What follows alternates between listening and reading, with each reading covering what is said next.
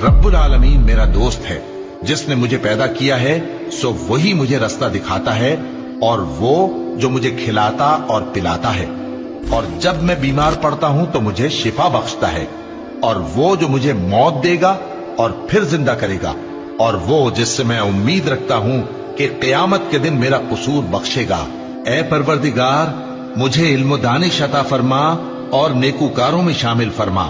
और बाद वाले लोगों में मेरा जिक्र नेक बाकी रखियो, और मुझे नेमत की बहिश्त के वारिसों में शामिल कीजो, और मेरे बाप को बख्श दे कि वो गुमराहों में से है, और जिस दिन लोग उठा खड़े किए जाएंगे मुझे रुस्वा न कीजो, जिस दिन न माल ही कुछ फायदा दे सकेगा और न बेटे। हाँ, जो शख्स अल्लाह के पास बेरोग दिल लेकर आया वो बच जाएगा, और बहिश्त परहेजगारों के करीब कर दी जाएगी, और दोज़ख गुमराहों के सामने लाई जाएगी, और उनसे कहा जाएगा कि जिनको तुम पूजते थे वो कहाँ हैं।